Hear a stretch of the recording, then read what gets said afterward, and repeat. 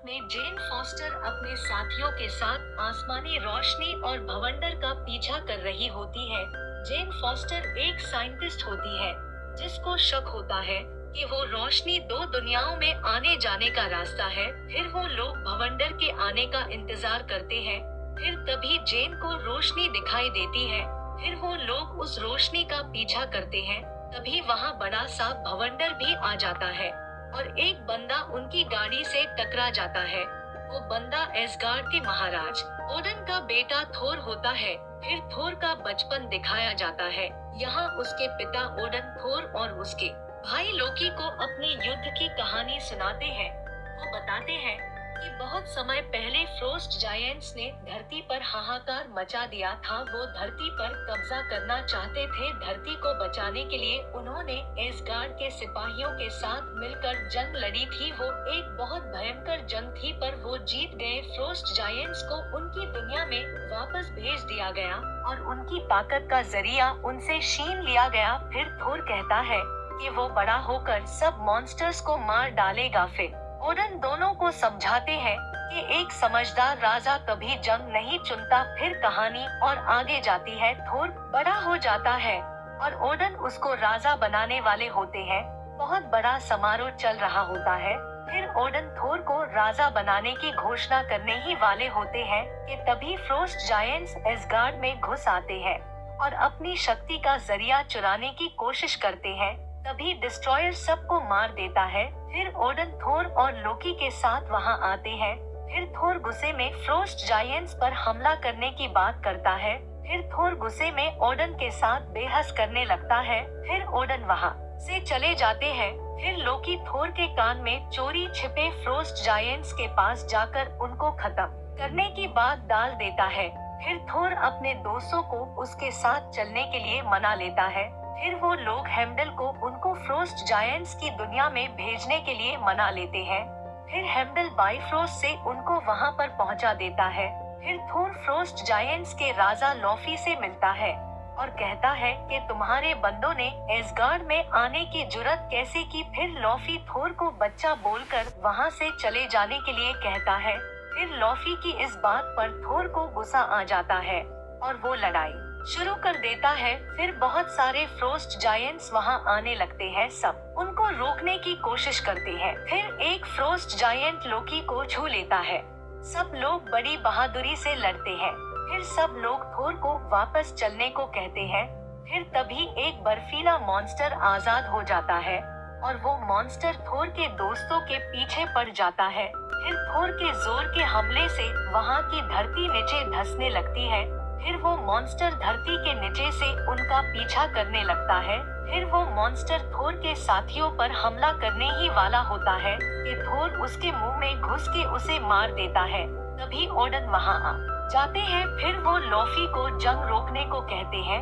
फिर ओडन सबको अपने साथ वापस ले आते हैं। फिर ओडन थोर पर बहुत गुस्सा करते हैं और कहते हैं कि तुमने एक जंग छेड़ दी है। फिर थोर ओडन को बहुत बुरा भला बोलता है। फिर ओडन बहुत दुखी होते हैं और थोर से उसकी शक्तियाँ छीन लेते हैं और कहते हैं कि जो भी इस हथौड़े को उठाने के काबिल होगा उसमें थोर की शक्ति आ जाएगी। फिर वो थोर और हथौड़ा दोनों को धरती पर भेज देते हैं। फिर थोर जेन की गाड़ी से टकराता है। फिर थोर उठकर हथौड़ा ढूंढने लगता है और जोर जोर से चिल्ला कर उसे वापस एसगार्ड बुलाने को कहता है। फिर डार्सी डर कर उसे बेहोश कर देती है। फिर वो लोग थोर को अपने साथ ले जाते हैं और थोर को अस्पताल में भर्ती करवा देते हैं।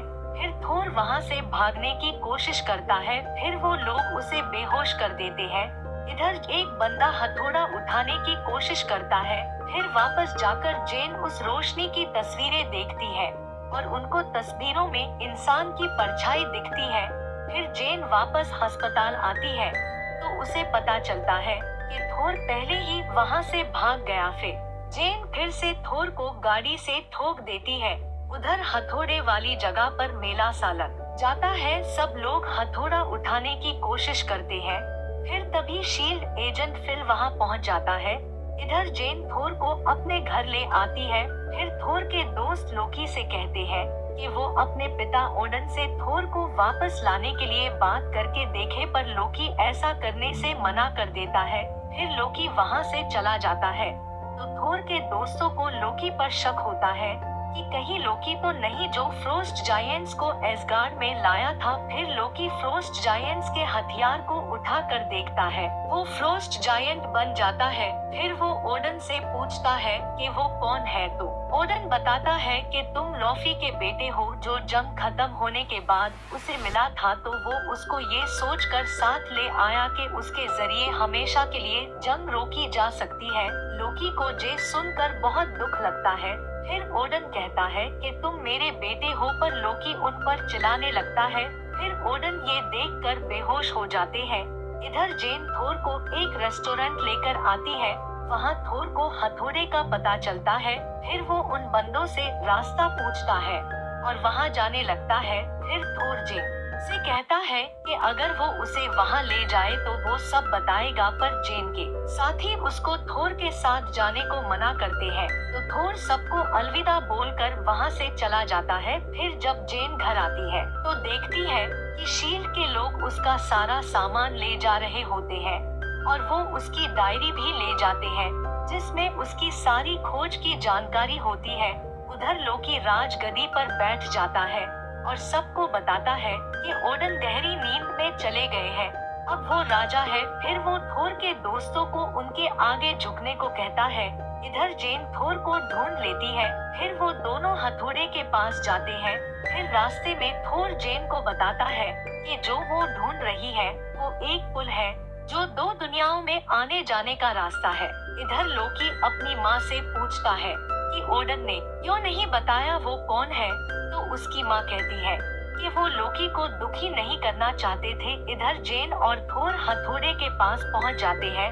वहाँ जाकर वो देखते हैं कि उस जगह पर तो शील्ड ने कब्जा कर लिया है। फिर थोर जेन को वहीं रुकने को कहता है और खुद अंदर घेरे में घुस जाता है। फिर थोर हथौड़े की तरफ जाने लगता है और शील्ड के सिपाही उसे रोकने की कोशिश करते हैं, पर कोई भी उसे रोक नहीं पाता। फिर फिल हॉकाई को ऊपर भेजता है। फिर थोर लड़ते लड़ते बाहर आ जाता है। फिर हॉकाई हमला करने के बारे में पूछता है, पर फिल रुकने को कहता है। फिर थोर हथौड़ा उठाने की बहुत कोशिश करता है, पर वो हथौड़ा नहीं उठा पाता। फिर वो दुखी होकर जोर जोर से चिल्लाने लगता है। फिर तभी शील्ड के बंदे उसको पकड़ लेते हैं। फिर जेन अपने दोस्तों के पास वापस आती है और बताती है कि उसे लगता है कि थोर सच कह रहा है, उनको थोर को छुड़ाना होगा। इधर फिल थोर से पूछताछ करने लगता है, पर थोर कुछ भी नहीं बोलता। फिर फिल वहाँ से चला जाता है। तभी लोकी वहाँ आ जाता है और थोर को बताता है कि उनके पिता ओडन नहीं रहे। वो थोर को खोने का सदमा नहीं झेल पाए। अब वो राजा है और माँ ने थोर को वापस आने से मना किया है। फिर लोकी वहाँ से चला जाता है। फिर लोकी थोर का हथौड़ा उठाने की कोशिश करता है, पर नहीं उठा पाता। फिर जेन के कहने पर एरिक थोर को लेने आता है। फिर वापस जाते वक्त थोर जेन की डायरी चुरा लेता है। फिर लोकी लॉफी के पास जाता है और कहता है कि वो उसे ओडन के कमरे तक पहुंचा देगा। फिर तुम लोग ओडन को मार देना, और लॉफी उसकी बात मान लेता है। फिर थोर जेन को उसकी डायरी देता है। जेन अपनी डायरी देखकर बहुत खुश होती है। फिर थोर जेन को 9 दुनियाओं के बारे में बताता है। फिर वो दोनों सो जाते हैं। फिर थोर के दोस्त धरती पर थोर के पास जाने का प्लान बनाते हैं। फिर वो धरती पर जाते हैं और थोर को ढूंढने लगते हैं। फिर आखिर थोर उनको मिल ही जाता है। फिर वो लोग थोर को बताते हैं कि उसके पिता ओडन जिंदा है। लोकी एसगार्ड पर राज करना चाहता है। थोर के दोस्तों को धरती पर भेजने की वजह से लोकी हेम्डल को नौकरी से निकाल देता है, और जब वो लोकी पर हमला करता है तो वो उसे बर्फ में जमा देता है। फिर लोकी डिस्ट्रॉयर को धरती पर थोर को मारने भेजता है। शील्ड एजेंट्स उसे रोकने की कोशिश करते हैं। फिर डिस्ट्रॉयर सब पर हमला करने लगता है।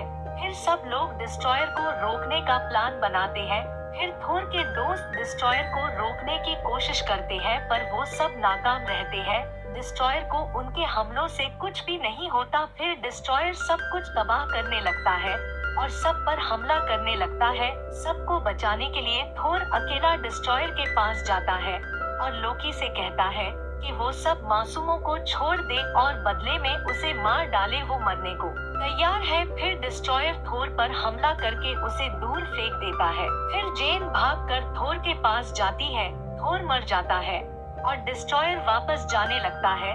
फिर तभी हथौड़े में हलचल शुरू हो जाती है। फिर हथौड़ा खुद थोर के पास आ जाता है और वो जिंदा हो जाता है। फिर थोर डिस्ट्रॉयर पर हमला करता है। फिर थोर एक बहुत बड़ा भवंडर पैदा करता है और डिस्ट्रॉयर पे हमला करके उसे खत्म कर देता है। इधर लोकी लॉफी और उसके साथियों को एसगार्ड ले आता है। उधर थोर हेम्डल को बाइफोर्स खोलने को कहता है। फिर हेम्डल बर्फ से बाहर आ जाता है और बाइफोर्स खोल देता है। फिर थोर जेन से वादा करता है कि वो जरूर लौट के आएगा। फिर सब लोग एसगार्ड पहुंच जाते हैं। इधर लॉफी ओडिन को मारने ही वाला होता है कि तभी लोकी लॉफी को मार देता है। फिर तभी थोर भी वहां आ जाता है। फिर लोकी थोर पर हमला कर देता है और बाइफोर्स से फ्रोस्ट जायंट्स की दुनिया को तबाह करने लगता है। फिर थोर पूछता है कि उसने ऐसा क्यों किया, तो वो कहता है कि जब ओडन नींद से जागेंगे उनके सारे दुश्मन मर चुके होंगे, तो वो ऐसा देखकर वो उसे ही राजा बनाएंगे और उनका लायक बेटा वही होगा। फिर लोकी जेन को मारने की धमकी देता है। ये सुनकर थोर को गुस्सा आ जाता है। फिर थोर लोकी पर हमला कर देता है। फिर वो दोनों लड़ने लगते हैं। फिर वो दोनों लड़ते लड़ते पुल पर आकर गिर जाते हैं। फिर थोर लोकी को बिजली का झटका देता है। फिर वो लोकी पर अपना हथौड़ा रख देता है जिसे लोकी उठा नहीं पाता। फिर थोर फ्रोस्ट जायंट्स की दुनिया को बचाने के लिए पुल को तोड़ने लगता है। फिर आखिर पुल टूट जाता है। फिर तभी ओडन भी वहां आ जाते हैं। फिर लोकी खुद ही हाथ छोड़कर अंतरिक्ष में खो जाता है। बाइफोर्स टूटने की वजह से थोर वापस नहीं आ पाता। उधर ओडन थोर से कहते हैं कि वो एक समझदार राजा बनेगा, तो थोर कहता है कि वो राजा नहीं बनना चाहता। फिर मूवी की एंड में फ्यूरी एरिक को अपने पास बुलाता है, उसे टेसरेक्ट दिखाता है। तभी वहाँ लोकी भी दिखाई देता है और यही मूवी खत्म हो जाती है। ऐसी और मूवीज देखने के लिए चैनल को सब्सक्राइब करना ना भूले। Thanks to all.